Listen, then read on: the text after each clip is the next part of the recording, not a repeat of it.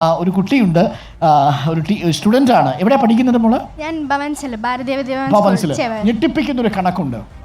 Excise വകുപ്പിന്റെ വിമുക്തി അടക്കമുള്ളവർ നടത്തിയ പഠനത്തിൽ പറയുന്നത് ഈ ലഹരി ഉപയോഗിച്ച് തുടങ്ങുന്ന പ്രായം 70% 10 വയസ്സിനും 15 വയസ്സിനും ഇടയ്ക്കാണ് എന്നുള്ളതാണ് ഏറ്റവും പ്രധാനപ്പെട്ട ഗുരുതരമായിട്ടുള്ള വിഷയം. മോളിപ്പോൾ ഏകദേശം ആ പ്രായത്തിൽ നിൽക്കുകയാണ്. മോക്കറിയാമല്ലോ ഇത്തരം സാധനങ്ങളുടെ പേരുകൾ, കോഡ് നെയിം, സുഹൃത്തുക്കൾ വഴി, ഇൻസ്റ്റാ വഴി, അതേപോലെ മറ്റു റീലുകൾ വഴി ഒക്കെ കേൾക്കുന്നുണ്ട്. എങ്ങനെയാണ് അതിനെ പ്രതിരോധിക്കുക? എങ്ങനെയാണ് മോളൊരകലം പാലിക്കുക? എൻ്റെ ഒരു പോയിന്റ് ഓഫ് വ്യൂവിൽ നിന്ന് നമ്മൾ ഈ ലഹരി എന്ന് പറയുന്നത് it doesn't give us a permanent happiness.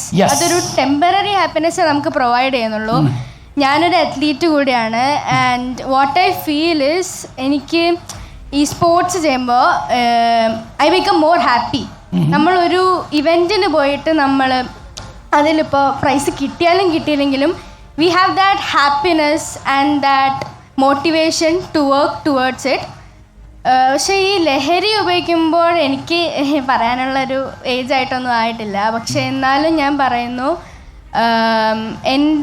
ഞാനിതിൽ നിന്ന് എങ്ങനെയാണ് മാറി നിൽക്കുന്നത് വെച്ചാൽ I think of my family and friends, my close friends and my close family. എൻ്റെ അമ്മയും അച്ഛനെയൊക്കെ ആലോചിച്ചിട്ട് ഇതിൻ്റെ ഒരു ആവശ്യമുണ്ടോ, ഇതിൻ്റെ ഒക്കെ ഒരു ആവശ്യമുണ്ടോ? I have a lot of reasons to be happy nowadays അല്ല, എപ്പോഴും I have a lot of reasons to be happy. Family ആയാലും ഫ്രണ്ട്സ് ആയാലും എൻ്റെ സ്പോർട്സ് ആയാലും സ്റ്റഡീസ് ആയാലും എന്തായാലും എനിക്ക് I have a lot of things to be happy. So അതിൻ്റെ ഇടയ്ക്ക് ഇതിൻ്റെ ഒരു ആവശ്യമില്ല ആൻഡ് ഇറ്റ് ഈസ് അൺഹെൽത്തി.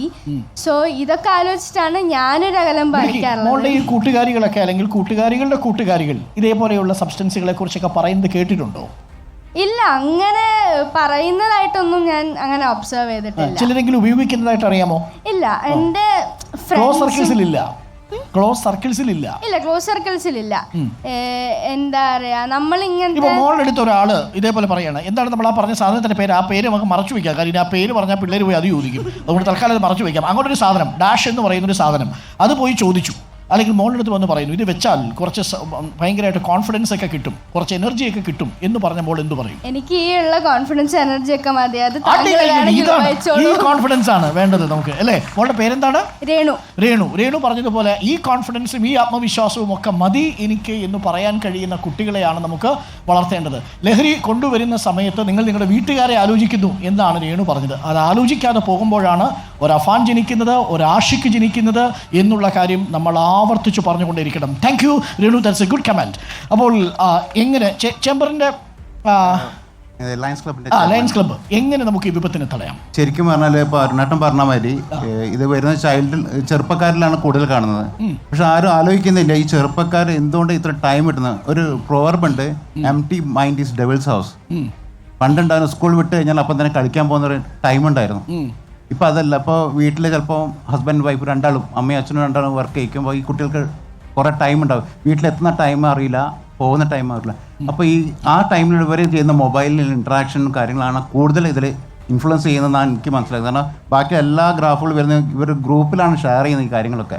അപ്പോൾ ഇങ്ങനത്തെ ഗ്രൂപ്പുകൾ വരുമ്പോൾ മൊബൈൽ കൊടുക്കുമ്പോഴും ഈ ഇൻട്രാക്ഷൻ നടക്കുമ്പോഴും ഈ ചൈൽഡ്ഹുഡിൽ ഇവർക്ക് കിട്ടുന്ന ഏറ്റവും വലിയൊരു ബെനിഫിറ്റ് ആണ് ഇങ്ങനത്തെ ഒരു കോൺട്രാക്ട്. റൈറ്റ്. ഒരു കണക്ക് നമ്മളോട് പറയുന്നത് 1734 ലഹരി കേസുകൾ എക്സൈസ് വകുപ്പിന്റെ കയ്യിൽ വന്നതിൽ 1600 കേസുകളും വരുന്നത് ന്യൂക്ലിയർ ഫാമിലിയിൽ നിന്നാണ്. 134 കേസുകൾ മാത്രമാണ് കൂട്ടുകുടുംബ ഫാമിലിയിൽ നിന്ന് വരുന്നത് എന്ന ഞെട്ടിക്കുന്നൊരു കണക്ക് കൂടിയുണ്ട്. നമുക്കിപ്പം പണ്ട് കാലത്ത് തൊടിയിലൊക്കെ ഇറങ്ങിപ്പൂവൊക്കെ എറുത്തും കുട്ടികൾക്കൊപ്പം കൂട്ടുകാരിയും ഇൻസ്റ്റന്റ് റീൽസ് ഒന്നും ഇല്ലാതിരുന്ന് ജീവിച്ചിരുന്ന കാലമല്ലേ. ഇപ്പോൾ വാട്സപ്പ് അക്കൗണ്ട് ഉണ്ടല്ലോ, ഫേസ്ബുക്ക് ഉണ്ടല്ലോ, ഇൻസ്റ്റാ റീൽ ഉണ്ടല്ലോ.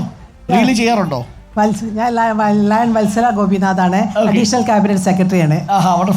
ഞാൻ ഇപ്പൊ എനിക്ക് തോന്നുന്നത് എന്താ വെച്ചാല് ന്യൂക്ലിയർ ഫാമിലിയിലെ പാരന്റ്സും കുട്ടികളുമായിട്ട് തീരെ കമ്മ്യൂണിക്കേഷൻ ഇല്ല. ഫോണിൽ കൂടിയാണ് ഊണ് കഴിക്കാൻ വരെ വിളിക്കുന്നത്. ഒന്ന് ആലോചിച്ച് നോക്കൂ, ഒരു ബന്ധം. ഞങ്ങളുടെ മക്കളുടെയൊക്കെ പ്രായത്തില് ഫോണിൽ കൂടിയാണോ വിളിക്കുന്നത് മോളെ?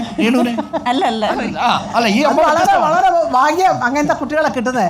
ഞങ്ങളൊക്കെ സ്കൂളിൽ നിന്ന് വന്നു കഴിഞ്ഞാൽ ഞാൻ എൻ്റെ മക്കളെ, എനിക്ക് 6 പേരക്കുട്ടികളുള്ളതാണ്, ഞാൻ എൻ്റെ മക്കളെ 7 മണിയായാൽ എല്ലാവരും പഠിപ്പ് കഴിഞ്ഞ് ടേബിളിന്റെ മുകളിൽ ഇരിക്കുക, അന്നത്തെ സ്കൂളിലെ വിശേഷം, ഹസ്ബൻഡ് ഓഫീസിലെ വിശേഷം എല്ലാം പറഞ്ഞിട്ട് ഇപ്പോഴത്തെ അങ്ങനത്തെ ഒരു ജീവിതം ഓർക്കാൻ പോലും പറ്റില്ല. കുട്ടികൾ തല പൊന്തിക്കാറില്ല, ഏത് സമയത്തും ഇതാ തലയിൽ താഴ്ത്തിയിലാണ് ഇരിപ്പ്, മൊബൈൽ ഫോണിൽ. ഇപ്പൊ പിന്നെ അമ്മമാരും ഒക്കെ പാരന്റ്സിനെ ഒരിക്കലും പാരന്റ്സും അത് തന്നെയാണ് സ്ഥിതി. കുട്ടികളുമായിട്ടുള്ള സ്നേഹക്കുറവ് ഇതിലുണ്ട്. എന്തും പറയാനുള്ള നമ്മളെ അടുത്ത് മാഡം ഈ കുഞ്ഞുങ്ങളോട് ഈ കുട്ടികളോട് ഇങ്ങനെ പറയുന്ന സമയത്ത് അവരെങ്ങനെ റിയാക്ട് ചെയ്തത്? അയ്യോ അമ്മമ്മേ ഞങ്ങൾ കളിക്കുകയാണ്, അല്ലെങ്കിൽ അച്ഛമ്മേ ഞങ്ങൾ കളിക്കുകയാണ്, അല്ലാണ്ട് വേറെ ഒന്നല്ല. എന്താ ചെയ്യുക അവരോട് പറയുന്നത്? ഒരു ടൈം വെച്ച് കൊടുക്കണം കുട്ടികൾക്ക്. അത് കൊടുക്കണം. നമ്മൾ അത്ര സമയം അവർ നോക്കിക്കോട്ടെ, വിരോധമില്ല. അതേ സമയത്ത് രാത്രി റൂം അടച്ചിട്ട് ഒരിക്കലും നിങ്ങൾ ഇതിന് സമ്മതിക്കരുത്. അങ്ങനെ കുട്ടികൾ പറയുമ്പോൾ എന്ത് ചെയ്യും? അമ്മമ്മ എന്ന നിലയിൽ സമ്മതിക്കാൻ പാടില്ല. സ്ട്രിക്റ്റ് ആയിട്ട് നമുക്ക് മരുമോള് സമ്മതിക്കൂ? മരുമോളൊന്നും ഒരു അക്ഷരമില്ല. ഞാൻ പറഞ്ഞു കഴിഞ്ഞിട്ടുണ്ടെങ്കിൽ പിന്നെ ആരും ഒന്നും പറയില്ല.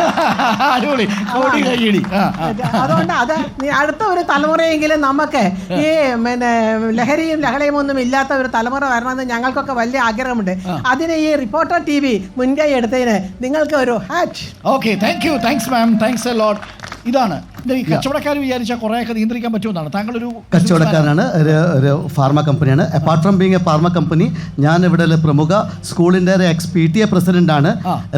വളരെ ആക്റ്റീവായിട്ടുള്ള PTA മെമ്പർ കൂടിയാണ്. വിളഞ്ഞ വിത്തുകളാണോ ആ സ്കൂളിലുള്ളത്? അവിടെയും പ്രോബ്ലംസ് ഉണ്ട്. പക്ഷേ ഞാൻ പറയുന്നത് what we face today is a social stigma.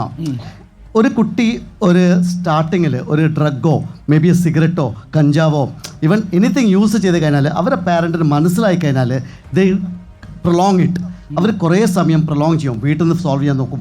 ഈ ഒരു സോഷ്യൽ സ്റ്റിഗ്മ മാറ്റിയിട്ട് ദേ ഷുഡ് സീക്ക് ഹെൽപ്പ് ചെയ്യാൻ ഇവിടെ ഇഷ്ടംപോലെ ഓർഗനൈസേഷൻസ് ഉണ്ട്. ഘട്ടത്തിൽ അവൻ ഒരു സിഗരറ്റോ MDMA സബ്സ്റ്റൻസ് കണ്ടാൽ ആ നിമിഷം ഉപദേശിച്ച് നന്നാക്കാൻ നിൽക്കരുത്. ഇല്ല, we should seek help. There are lot of organisation which can help. ആ ഹെൽപ്പ് ഒരു നിമിഷം